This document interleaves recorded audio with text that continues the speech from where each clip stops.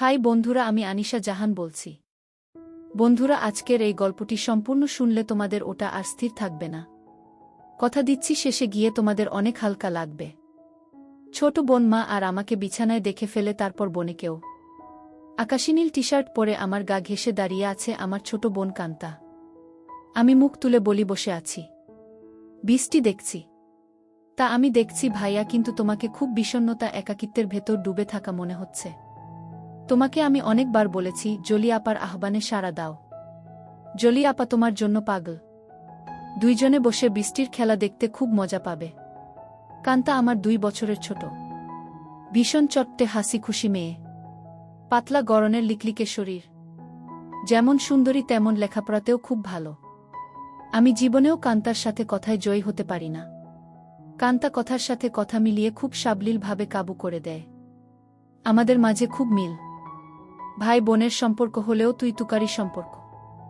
বাহিরে গেলে কেউ বুঝতেই পারে না যে আমরা ভাই বোন, সবাই মনে করে বন্ধু। কান্তা জলিকে খুব ভালোবাসে, তাই কান্তার আশা আমি জলির সাথে প্রেম করি। জলিও অনেক দিন যাবৎ আমার সাথে সম্পর্ক করতে চেষ্টা করে যাচ্ছে। আমি প্রায় 1 বছর নেশায় আসক্ত ছিলাম। কান্তার কারণেই আমি সেখান থেকে ফেরত এসেছি। কান্তা আমাকে খুব ভালোবাসে। মা আমার নারী আন্দোলন করে, যা আমার পছন্দ নয়। নিজেকে প্রচার আর প্রসার করায় আম্মা খুব ভালোবাসে, তাই নিজের টাকা খরচ করে আন্দোলন করে, কিন্তু নিজের অনেক ভুল নিজেই দেখে না। সন্তানের উপর অধিকার আছে, তবে তাদের দেখার সময় উনার নাই। আমরা ভাই বোন ছোট থেকেই কেয়ার করি না আম্মাকে। আব্বা খুব ব্যস্ত ব্যবসায়ী মানুষ। তিনি আমাদেরকে টাকা দিলেই সব দায়িত্ব শেষ, এমন ধারণা পোষণ করেন। দেশ বিদেশ ঘুরে বেড়ায়। মা বাবার মধ্যে তেমন কেমিস্ট্রি আছে বলেও মনে হয় না। আমরা দুইজন নিজেদের ভুবন সাজিয়ে রেখেছি। আড্ডা মারা, বাহিরে যাওয়া, ঘুরে বেড়ানো সব আমরা একসাথেই করি। কান্তা আমার ঘাড়ে হাত রেখে বলে, ভাইয়া জলি আপা খুব ভালো মেয়ে, তোমাকে সুখী রাখবে। হ্যাঁ বলে দাও। আমি ফোন করে দেই, দেখবে এই বজ্রপাতে কাক ভেজা শরীর নিয়ে তোমার কাছে হাজির হয়ে যাবে। কাকা ভেজা শরীর দিয়ে আমি কি করব? কি বলো ভাইয়া? মোস্ট রোমান্টিক দৃশ্য হল মেয়েদের ভেজা শরীর। তুই এত কিছু জানিস কি করে? কেন ভাইয়া, আমি কি ফিডার খাই? আমি এখনো বাচ্চা নাকি? তুই কি কারো জন্য ভিজিস নাকি? ভাইয়া, সিরিয়াল আছে না? তুমি শুরু করলে আমি চেষ্টা করতাম। তোমার জন্যই আমি কিছু করতে পারছি না। তোরে কে বাধা দিচ্ছে? যা খুশি কর। কি বলো? বিয়াদবি হয় না। দুনিয়াতে তুমি আগে আসছো, তাই তোমার আগে কিছু করতে হবে। না রে, আমার এই কমিটমেন্ট খেলা ভালো লাগে না। মা বাবার আচরণ দেখে এই খেলার প্রতি মন নেই। ভাইয়া, সেটা তাদের ব্যাপার। তাই বলে কি আমরা সেটা দেখে এখন নিজেদের কষ্ট দেব? ওদের মাঝে ভালোবাসা ছিল, আর সেটার প্রমাণ তুমি আর আমি। বাবা গরিব ছিল, তাই টাকার অভাব দূর করতেই টাকার প্রতি আগ্রহ বেশি। আম্মা আব্বার জন্য ঠিক নয়। তাই বলে কি আমরা ভুল করব? এত কিছু ভাবিস কি করে? তোর কেউ থাকলে বলো, বিয়ে দিয়ে দেই। ভাইয়া, আমি তোমার চিন্তা করি। তুমি এত হ্যান্ডসাম একজন মানুষ, আর তোমার গার্লফ্রেন্ড নাই। কি করে হয়? তোমার দিকে সব মেয়ে চেয়ে থাকে হা করে, তুমি কি জান? তাই তুই কি এই সব দেখে বেড়াস নাকি? আমি হয়তোবা দেখতে ফানি কার্টুন, তাই সবাই দেখে। না ভাইয়া, তুমি ফানি না, তুমি তাদের কাছে হানি। ওরা তোমায় দেখে দেখে গিলে খায়। যা কি বলছিস? ভাইয়া, তুমি আসিলেই খুব হ্যান্ডসাম, কিন্তু সেই ফিগারটাকে কাজে লাগাচ্ছ না। ইচ্ছা করলে অনেক মজা করতে পারো। কি করে? একটু এফোর্ট দাও, দেখবে প্রতিদিন তুমি বেড ডেটিং করতে পারবে। তুই কি করছিস নাকি এসব? আমি কোথায় পাব? কেউ আমাকে পছন্দই করে না। সব সময় তোমার সাথেই থাকি। অপরিচিত সবাই মনে করে তুমি আমার বয়ফ্রেন্ড। ভাই বোন হলেও তো আমরা ফ্রেন্ডের মতোই চলি। ফ্রেন্ডের মতো, কিন্তু বয়ফ্রেন্ড না ভাইয়া। তবে তুমি আমার ভাইয়া না হলে জোর করে হলেও তোমাকে বয়ফ্রেন্ড বানিয়ে নিতাম। যে কোনো মেয়ে তোমার জন্য পাগল হবে ভাইয়া, বলে আমার পেছন থেকে আমার গলা পেঁচিয়ে ধরে। আমি বাধা না দিয়ে বসে থাকি। আর কান্তা আমার বুকে হাত বুলিয়ে দিয়ে বলছে, জলি আপা তোমার এই সুটাম দেহের পাগল ভাইয়া। হাত বাড়িয়ে দাও, এনজয় করো। কান্তার হাত যেন থামছেই না। আমার শরীরে তৈরি হচ্ছে এক ধরনের কেমিস্ট্রি। চোখ বন্ধ হয়ে আসছে আরামে। আমি হাত ধরে ছাড়ানোর চেষ্টা করে বলি, কিরে তোর কি হয়েছে? তুই কি জলি হয়ে গেছিস নাকি? যেভাবে হাত দিচ্ছিস যেন তুই নিজেই জলি। কেন ভাইয়া, আমাকে কি জলি আপা মনে হচ্ছে? আমি তো জলি আপারও মতো না। কে বলছে তুই অনেক সুন্দরী? কে আছে তোর মতো এত সুন্দর? আমি যদি তোমার বোন না হতাম তুমি কি আমার সাথে প্রেম করতে? অবশ্যই করতাম। তোর মতো রূপবতী রাজকন্যা পাওয়া ভাগ্যের ব্যাপারও। কান্তা চট করে আমার সামনে এসে বসে আমার দুই পায়ের ফাঁকে আমার দিকে চেয়ে থেকে বলে, ধন্যবাদ ভাইয়া, তোমার কাছ থেকে কমপ্লিমেন্ট পেয়ে আমি অনেক খুশি। You deserve a kiss from me. বলেই দিয়ে দেয় আমি কিছু বোঝার আগেই। কি করছিস কান্তা? কেন ভাইয়া ভালো লাগেনি? ভাই বোনে লিপ টু লিপ দেয় নাকি? কুইক হয়। নো প্রবলেম ভাইয়া। বলে আমার মুখের খুব কাছাকাছি মুখ রেখেই কথা বলছে। সত্যি বলতে কি আমার ভালোই লেগেছে। কান্তা যেমন বুঝে গেছে সেটা তাই চট করে বলে উঠে, ইউ এনজয় ইট ভাইয়া। আমার দিকে চেয়ে বলে, সরি ভাইয়া। উঠে দাঁড়িয়ে রোমে চলে যায়। আমি সেখানে বসে থাকি অনেকক্ষণ। কাজের মেয়ে ডাকে সাড়া দিয়ে খাবার খেতে যাই। কান্তা আজ খাবে না তাই আমি একাই খেয়ে রুমে গিয়ে ঘুমিয়ে যাই। কান্তার সাথে আমার দেখা হয় না আজ 2 দিন। লজ্জায় আমিও দেখা করার ইচ্ছা করিনি, কিন্তু আজ আমাদের নানিকে দেখতে যাওয়ার কথা এবং খালাতো ভাইয়ের বিয়ের ব্যাপারে আমাদের অনুষ্ঠানের পরিকল্পনা নিয়ে সকল আত্মীয়স্বজন নিয়ে মিটিং আছে সন্ধ্যায় খালার বাসায়। কান্তার মোবাইলে টেক্সট দিয়ে আমাকে জানিয়ে রেখে বলে সে খালার বাসায় চলে যাবে যেন আমি মিস না করি, কিন্তু নানির বাসায় সে যাবে না। আমি নানির বাসা থেকে খালার বাসায় গিয়ে দেখি সবাই বসে আছে। আমাদের মিটিং শেষ করে রাত 12। একটা হোভার ডেকে বাসায় আসি। প্রায় সবাই গাড়ি নিয়েছিল, কিন্তু কান্তা কারো লিফট নিতে নারাজ। বাসায় এসে যার যার রুমে চলে যাই। আম্মা জানতে চাইল মিটিং কেমন হলো এবং আমরা কি করব। আমরা দুইজনই কালকে বলবো বলে বিদায় নেই। আম্মা শুধু বলল, আগামীকাল আমরা কক্সবাজার যাব, তোরা কি যেতে চাস নাকি? আমি বললাম না। কান্তা জবাব না দিয়ে চলে যায়। আব্বা আম্মা দুপুরের ফ্লাইটে কক্সবাজার চলে গেলে আমি আর কান্তা বাসায় বসে আছি। তখন কান্তা বলে, ভাইয়া চলো আজ আমরা বাহিরে ডিনার করি।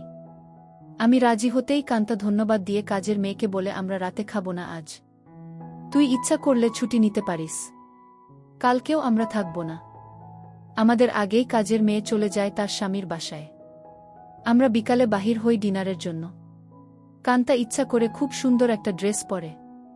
দেখতে খুব সুন্দর লাগছিল। ড্রেস দেখে কেউ বলবে না আমি তার ভাই। ভাইয়ের সাথে ডিনার করতে যাচ্ছে। কান্তার চেয়ে থাকা যেন আমার ভালো লাগছে না। কি যেন সে বলতে চায়। কি যেন লুকিয়ে আছে কান্তার ভেতরে। ভাইয়া তুই আমার প্রতি রেগে আছিস। সেটা কিন্তু একটা ফান ছিল।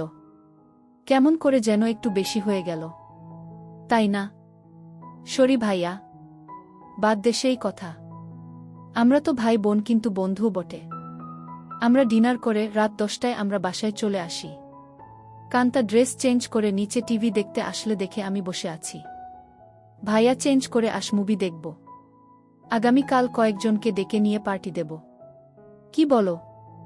বেশি না, তুই যাকে ইচ্ছা বলে দিস আসতে। আমি রাজি। যেন ওসব জিনিস না আনে। আমি একটা শর্ট পরে নিচে এসে একটা হিন্দি মুভি দেখছি। কান্তাও শর্ট পরা। মা বাবা না থাকলে আমরা প্রায় সময় তা পড়ি। অনেকক্ষণ কান্তা কোনো কথাই বলেনি। অন্য সময় মুভি পছন্দ না হলে বা সাউন্ড বেশি কম নিয়ে ঝগড়া করে। আমি প্রথম কথা বলি, কিরে কান্তা কফি খাবি? দাঁড়াও ভাইয়া আমি বানিয়ে নিয়ে আসি। বলেই কিচেনে চলে যায় এবং কেটলিতে পানির সুইচটা দিয়ে অপেক্ষা করে। আমিও গিয়ে পাশে দাঁড়াই আর বলি, তোর মন খারাপ নাকি? কিছু তো বল। না ভাইয়া, আমার সেই ভুলের জন্য খারাপ লাগছে। কি যে বলিস, কি হয়েছে? আমি কিছু মনে করি নাই। ভালোই লেগেছে। ভালোই লেগেছে কথাটা বললাম কারণ কান্তা যেন সহজ হয় একটু। তোমার ভালো লেগেছে? তা আমি তখনই বুঝেছিলাম। কফি নিয়ে আমরা সোফায় পাশাপাশি বসে টিভি দেখছি। কান্তা আমার গাড়ে মাথা রেখে বলে, ভাইয়ে তুমি আম্মা আব্বাকে বলে আমাকে বিয়ে দিয়ে দাও। এত তাড়াতাড়ি বিয়ে করতে চাস কেন? আমি না ভাইয়া, তুমিও করো। আমাদের তো আর লেখাপড়া করে চাকরি করতে হবে না। তাহলে এনজয় করি। কি বলো? দেখলে না তুমি আমার সাথেই কি মজা পাইলে। ভাবি হলে তো আরও পেতে নাকি? কেন? ভাবির কি 2টা মুখ? আলাদা মজা লাগতো। আরে না ভাইয়া, মুখ একটা, জিহবা একটা ছাড়াও মজা লাগার আরও জায়গা আছে। আর সেদিন তুমি আমাকেই ভাবি মনে করে তোমার হাত অন্য জায়গারও খোঁজেছিল। কান্তা আমার কুলে মাথা রেখে বুক চেতিয়ে শুয়ে পড়ে। বলছি জলি আপাকে কালকে ডাক দাও আর ইচ্ছে মতো হাতাও। অনেক বড় বড় আছে জলি আপারগুলো, আমার এত বড় দরকার নাই, ছোটই ভালো। ছোট ভালো বলে আমার গুলির দিকে কুনজরে দেখছ কেন? কি বলছিস? আমি কুনজরে দেখছি তা তুই কি করে বুঝলি? ভাইয়া আমার মাথার নিচের থেকে সংকেত দিচ্ছে। আমি টের পাচ্ছি বলেই হা হা করে হেসে উঠে বসে আর বলে, ভাইয়া আমি এখন জলি আপাকে ফোন দেই। এই ধূপসি মোটা জলি আমার লাগবে না। তোমার কি আমার মতো শুকনা কাঠ পছন্দ? তবে জলি আপা কিন্তু এক্সপার্ট, শুনেছি খুব আনন্দ দেয়। আমাকে অনেক কিছু শিখিয়েছে বলে আমার চোখে চোখ রেখে কেমন একটা ইশারা দেয়।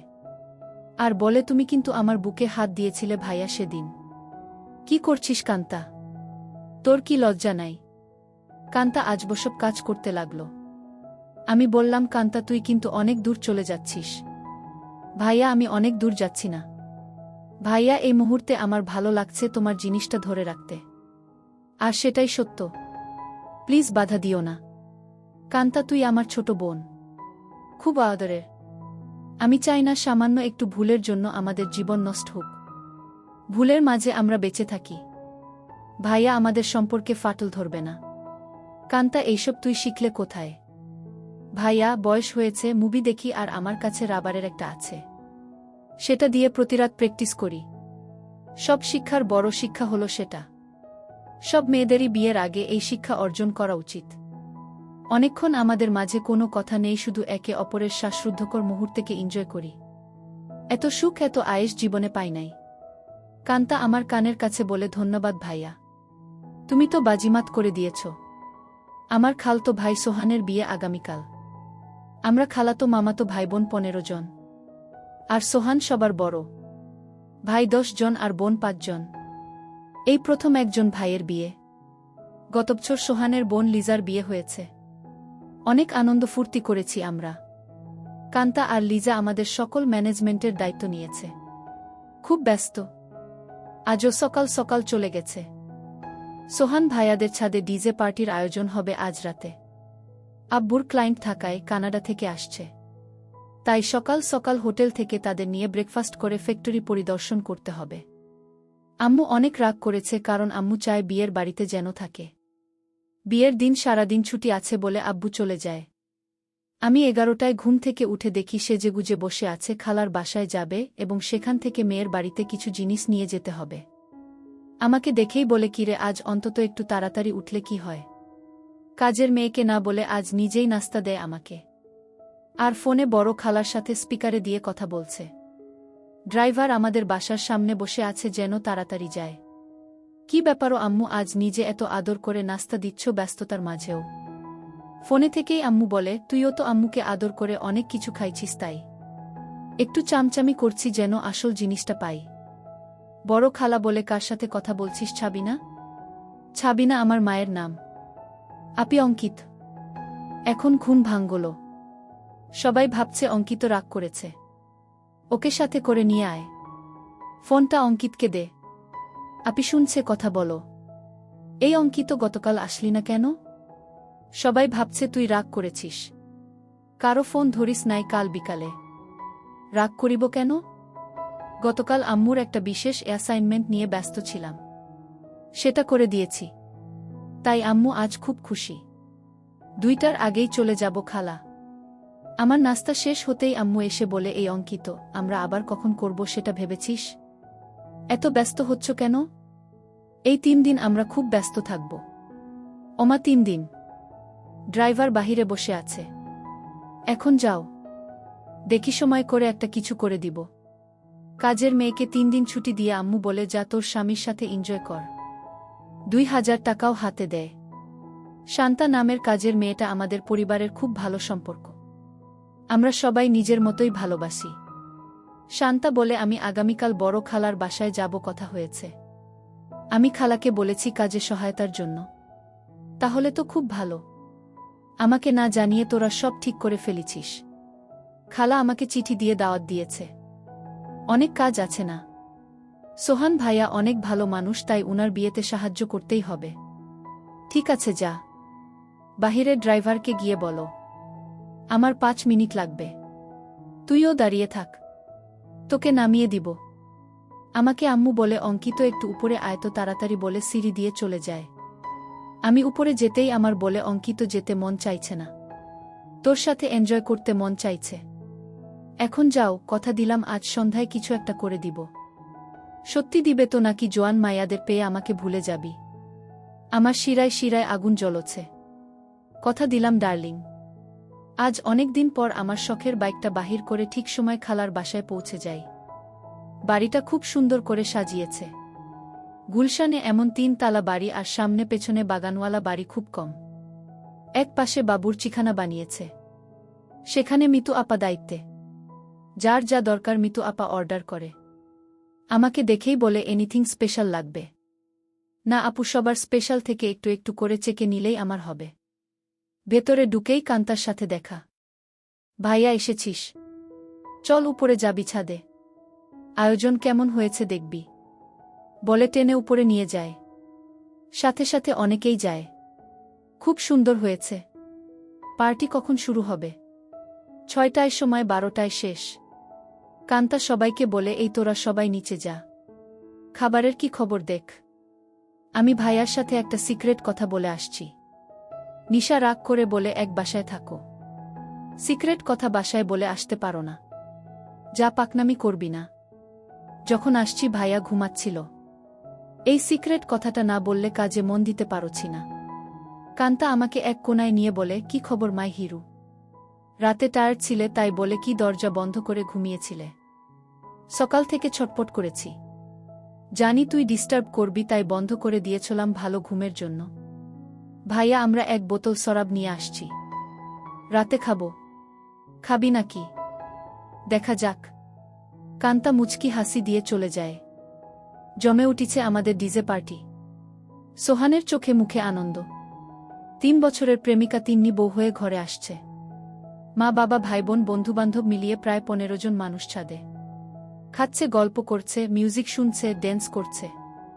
আমার কাছে এই সব আনন্দ খুব বাড়াবাড়ি মনে হচ্ছে। অয়থা টাকা পয়সা নষ্ট।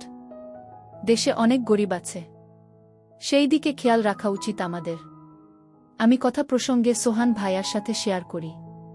সোহান ভাইয়া উঠে দাঁড়িয়ে মাইকের কাছে চলে যায় এবং মাইক হাতে নিয়ে বলে, লেডিস অ্যান্ড জেন্টস, আমার ছোট ভাই অঙ্কিত এইমাত্র আমাকে বলল ওর কাছে এই পার্টি খুব বাড়াবাড়ি মনে হচ্ছে। অয়থা আমরা টাকা পয়সা খরচ করছি। অঙ্কিতের কথাটা আমার ভালো লেগেছে। আমি আমার ব্যক্তিগত ফান্ড থেকে 5 লক্ষ টাকা আমার খালা ছাবিনার মাধ্যমে গরিব অসহায় মহিলাদের সাহায্য করব। সবাই হাত তালি দিয়ে সোহান ভাইয়ার চেয়ে আমাকেই বেশি ধন্যবাদ জানায়। আম্মু আমার কাছে এসে বলে অনেক খুশি হয়েছি। আরও বেশ কয়েকজন এই ফান্ডে দান করেন। প্রায় 30 লক্ষ টাকার প্রমিস হয়। আম্মু মাইকে গিয়ে সবাইকে ধন্যবাদ জানিয়ে বলে কি করে সঠিকভাবে এই ফান্ড ভালো কাজে ব্যবহার হয় সেই জন্য অঙ্কিত সোহান আমার সাথে কাজ করবে। সোহান ভাইয়া আমাকেই দায়িত্ব দিয়ে দেয় যেন আম্মুর সাথে কাজটা সঠিকভাবে করি। আম্মু আবার আমার কাছে এসে বলে আর দেরি সহ্য হচ্ছে না। আম্মু পাগল নাকি তুমি? কান্তা আমাদের পাশে এসেই বলে কি খবর ভাইয়া? আম্মুর নতুন পার্টনার হয়ে গেলে? আমি কান্তাকে বলি তুই ইচ্ছা করলে আমাদের পার্টনার হতে পারিস। বিনিময়ে কিছু দিতে হবে নাকি? আমাকে কিছু দিয়ে দিস হয়ে যাবে। এই কথাই তো আম্মু বলছিল আর তুই চলে আসলি। দিয়ে দিব, নিয়ে যেও, পার্টনার হতে চাই বলে চলে গেল। আম্মু আবার বলে এই অঙ্কিত কিছু বলো না, আমার এখন চাই। এখন কোথায় কি করে হবে?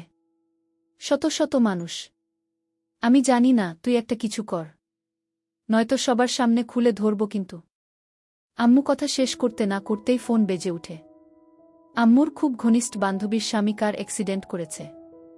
আম্মুর সাহায্য চায়। আম্মুর পরিচিত হাসপাতালে আছে। ওদের অবস্থা তেমন ভালো না। আম্মু সবার কাছে বলে কিছুক্ষণের জন্য যেতে চায়, সাথে আমাকেও নিয়ে যেতে চায়। সবাই তাড়াতাড়ি চলে আসার কথা বলে দেয়। কান্তা আমার পাশে এসে বলে ভাইয়া কি খবর? আম্মু দেখি তোমাকে ছাড়া এখন চোখে পথ দেখে না। কি ব্যাপার? আম্মু কান্তাকে বলে তুই যদি যেতে চাস চল আমাদের সাথে। না আম্মু, তোমাদের ডিস্টার্ব হবে আমি গেলে। আমি এখানেই আছি। সোহান ভাইয়ার ড্রাইভার আমাদের নামিয়ে দেয় হাসপাতালে। আম্মু ডাক্তারের সাথে দেখা করে বলে উনি আমার রোগী। আপনারা চিকিৎসা করুন, টাকা পয়সা আমি দেখব। আম্মুর বান্ধবী শিলাকে সান্ত্বনা দিয়ে বলে চিন্তা করিস না, ঠিক হয়ে যাবে, তোরা কোনো টাকা দিস না, আমি পরে এসে সব ঠিক করব। তোর কাছে টাকা না থাকলে বলিস। সোহানের বিয়ে বাসায় বহু মেহমান আমার জন্য অপেক্ষা করছে, আমি এখন যাই। আমরা একটা ট্যাক্সি করে সোজা আমাদের বাসায় চলে আসি।